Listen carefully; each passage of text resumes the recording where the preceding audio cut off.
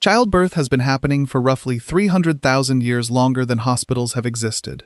Humans spread across every continent, built the first cities, invented writing and mathematics, all of it before anyone built a dedicated facility for managing birth under clinical conditions. Every person born before the 19th century arrived without a hospital, and the species didn't just survive that. It grew to 8 billion people. So how did that actually work? The answer involves female knowledge networks passed down for millennia, birth positions with real biomechanical advantages over the modern hospital default, herbal pharmacology far more sophisticated than most people assume, and a role that existed in nearly every human culture ever documented, the midwife. Start with the biology, because human birth is uniquely difficult among mammals. Most mammals give birth quickly with relatively few complications. Humans don't get that luxury, for two reasons that are individually brilliant adaptations and directly at war with each other. Bipedalism reshaped the pelvis into a narrower, bowl-like structure with a smaller birth canal. Encephalization gave us an enormous brain, and therefore an enormous skull, that has to pass through that narrow space. Human infants are also born earlier in development than other primates. If gestation ran long enough to match a newborn chimpanzee's development, birth would be physically impossible. The result? A birth process that can go wrong in ways with no real parallel among our closest relatives, and one that has always required skilled assistance. Every documented human culture developed some institution around childbirth for exactly this reason. That institution, midwifery, is older than civilization, older than agriculture. The word itself, from Old English, means with woman, present, experienced, and capable of managing the specific mechanical challenges human birth creates. Archaeological evidence backs this up indirectly, but consistently. Birth position figurines showing an attendant supporting a birthing woman appear across multiple cultures, and Egyptian birthing stools, designed for semi-upright delivery, show up in temple art and medical papyri. Written texts follow the same thread. The Ebers Papyrus from around 1550 BCE describes managing difficult births. The Hippocratic Corpus covers complicated labor in detail, and Soranus of Ephesus produced a comprehensive Roman obstetric textbook in the 2nd century CE that stayed in use for centuries, systematizing knowledge that had already existed orally for generations before anyone wrote it down. Here's where it gets genuinely uncomfortable for modern hospital protocol. Birth position. The default in most hospitals is lithotomy, flat on the back, legs elevated. Adopted in the 17th and 18th centuries largely because it gave physicians better visual access and put them in a more dominant physical position.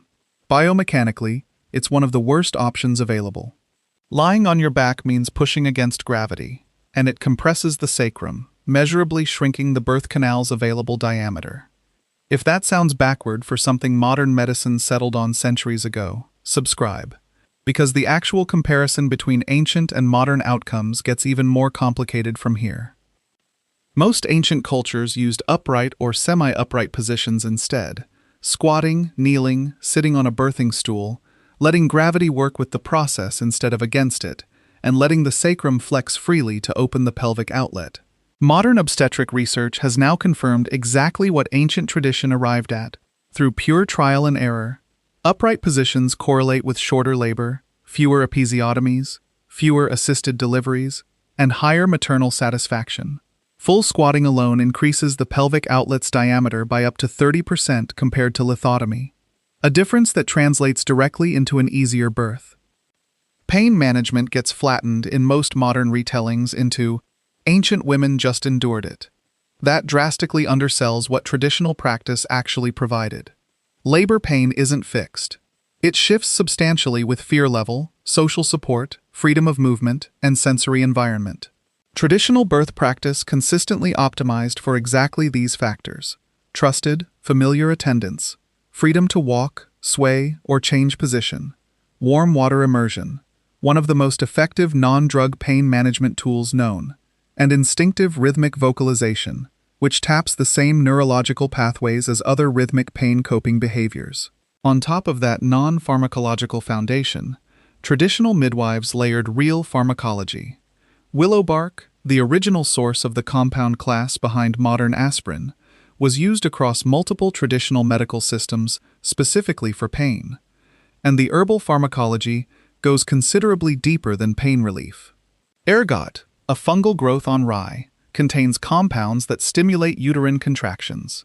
European midwives used it for centuries to manage stalled labor. And the same active compounds were isolated in the 19th century as the basis of modern pharmaceutical oxytocin. Blue and black cohosh, used by Native American birth attendants, have documented uterotonic and hormone-modulating effects. Raspberry leaf contains fragrine, active on uterine smooth muscle. Shepherd's purse, used historically for postpartum hemorrhage, has real vasoconstrictive properties. None of this was superstition dressed as medicine. These are pharmacologically active plants whose traditional uses track their actual biochemistry, refined purely through generations of observed outcomes, with zero understanding of the chemistry involved. Postpartum hemorrhage deserves specific attention because it's the leading historical cause of maternal death and remains the leading cause today in low-resource settings. Traditional midwifery developed real, combined protocols for it: uterotonic herbs, manual uterine massage techniques, specific positioning to optimize blood flow. Not perfect interventions, but effective, often enough that maternal survival was the norm, not the exception. None of this happened in isolation either. Birth was almost never a solitary event. It was a women's social occasion, attended by relatives, experienced attendants, and community members, often explicitly excluding men. That structure did three things at once: practical support across multiple simultaneous tasks, emotional reassurance from trusted people, and, critically, knowledge transmission, since younger women present at births began their own apprenticeship simply by watching. That's how midwifery knowledge survived hundreds of thousands of years without writing or formal institutions at all. It's worth being honest about where this system fell short too. Idealizing it is just as distorting as dismissing it. Not every traditional practice was equally effective. Some postures, restrictions, and interventions genuinely produced worse outcomes. And by hard numbers, ancient birth was significantly more dangerous than modern hospital birth. Historical maternal mortality is estimated around 1 to 2% per birth, which across 5 or 6 pregnancies becomes a cumulative lifetime risk of 5 to 10%. Modern high-resource hospital birth has cut that to roughly 0.01 to 0.02%. A reduction of about 2 orders of magnitude, one of the most dramatic improvements in the history of medicine, full stop. But that improvement doesn't erase what traditional midwifery actually accomplished. It wasn't primitive medicine, it was empirical medicine, refined across countless generations by keeping what worked and discarding what didn't. The pharmacology was real, the biomechanics were sound, and modern obstetrics didn't simply replace ignorance with knowledge. It added surgical capability, antiseptic technique, and germ theory onto a foundation that traditional practice had already built. Some of what got added along the way, like the lithotomy position itself, turns out to have been a step backward, adopted for physician convenience, rather than better outcomes.